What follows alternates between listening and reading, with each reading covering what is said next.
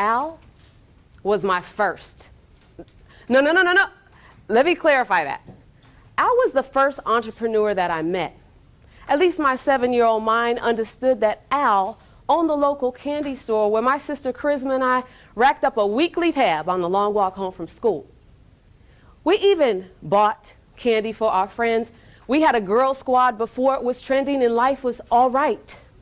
Except that by the time we made it home from school, Mommy was gone, headed off to work, cleaning offices and buildings for long hours.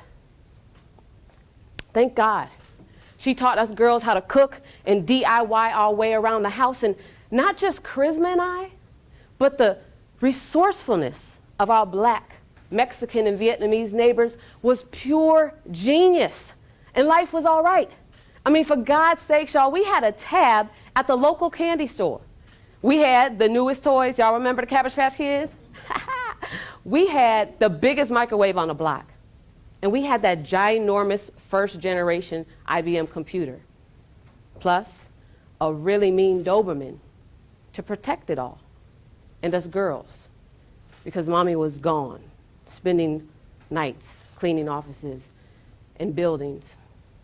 And I promise you that I could not fully comprehend that the letter L in D and L Epperson Unlimited Services stood for Lorraine, my mom, the co-owner of a very active janitorial service that kept her busy, long nights. Now, her co-owner was my stepdad, a sack of hot trash on a hot afternoon. Now, their relationship ended, the business crumbled, and I had a jacked up sense of partnership starting there. So fast forward to the early 90s, and I watch a similar scene start and crumble again, another separation, a second business shut down, and it was that one right there that solidified for me that if I ever went into business, it'd be all by my lonesome, because ain't nobody gonna destroy what I laid my hands to build. Silly of me to think that lie. That was a story, a narrative that I played on repeat in my head for 20 years. Ever believe a lie that you started? Well, I lied to myself plenty more times after that. There was one glaring truth, though. That good old college degree and that minor in business would come back to bite me in a good way. Good for me and good for you. That mama trained up this entrepreneur in the way that I should go. Now, there were some plateaus, peaks, and valleys along the way, but I got older, returned to my senses, to that home training, and to the mirror. So, let me tell you what I wish I'd known in those gap years, wandering around in the wilderness of employment in search of the promised land of entrepreneurship. Now, imagine being smacked into a reality where you control and influence your own personal economy through the force known as entrepreneurship. So, for every finger on that figurative hand, I'll share a key, keeping in mind that entrepreneurship, self-employment, small business ownership are the master key. Well, here's a glimpse into why people call me the small business cheerleader and the international best-selling author on entrepreneurship. Ride with me on this guided tour into entrepreneurship, where our first stop is the mirror. Here at the mirror, you have I. The first I is your image. And so, yes, on the surface, you see a reflection of who you look like. And on rough days is what you look like. But I want you to search for yourself the next time you go to the mirror. Your features are not just surface level. You have been, dare I say, fashioned, designed in an image that you share with your family and your creator. So you have an image to uphold because you are the face of your message. Now, the second I is identity. Make no mistake, your identity bears witness that you are who you say you are. So, the next time you visit the mirror, I triple dare you to say a little something like this. Hey, love.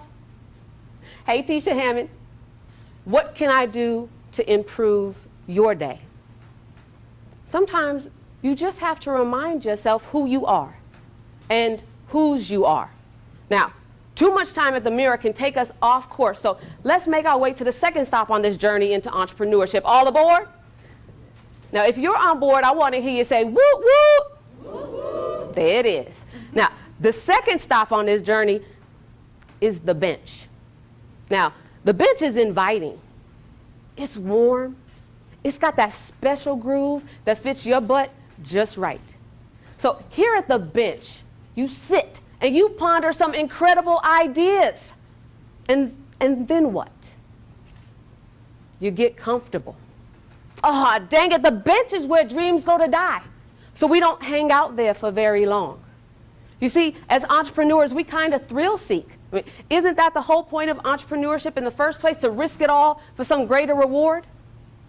We want to dwell in the possibilities and not drown in the pity pool, so we excuse ourselves from the bench. But there is another option, and it's the option that I prefer, where I see that bench as a plateau, a place that I can rest, that I can renew, reaffirm, reboot. It's all in your perspective.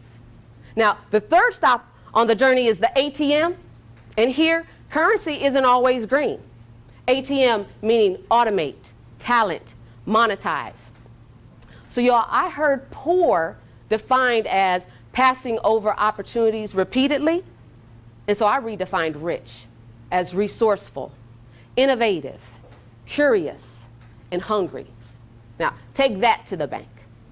So we are more than halfway through into this journey into entrepreneurship, and destination Profitville is just 2 stops ahead. I gotta show y'all the nasty, messy place on the journey next, though. And no, it's not hell. But I promise you that being your own brand may feel like that on some days. Now, the next stop is the valley. Now, the valley is like the darker days of life and business when they try to remind me what I'm missing out on. Like that multi-million-dollar corporate contract that she got. Or those precious hours I could have spent by my father's bedside like they did. Or that 3-week vacation to the Maldives that we've been saving for like 3 years already. The valley is where some of the ugliest, self-limiting, self-tormenting thoughts play on replay in your head. But Spencer Johnson, MD, says that you can change your valley to a peak when you find and use the good that is hidden in the bad time. Now, while I believe that the valley days are underappreciated, I don't want you hanging out there very long or trying to keep someone else hostage there. Now, we have gone on this journey from the mirror to the mountaintop. And here, I just want you to take in the view. Here at the peak, you have reached your definition of success, and did you even celebrate it? Well, here's how I celebrate peak performance. I smell it. I taste it. I see it. I remember what the exact moment felt like, and I envision it with my eyes closed to kind of seal in the moment. I touch the things around me, and dang it, if it weren't Corona season, I'd be hugging everybody there with me because I've learned many lessons on the journey. And I'll share just one. That peak is big enough for all of us. We have the resources to stay on that peak longer when we combine them. Now carry that nugget with you in your backpack as you meet other hikers on this path to profit. I am Tisha Hammond, the small business cheerleader, president at Ascent Small Business Promotion LLC, based in Farmington Hills, Michigan. You can find us virtually everywhere at tishahammond.com. Thank you.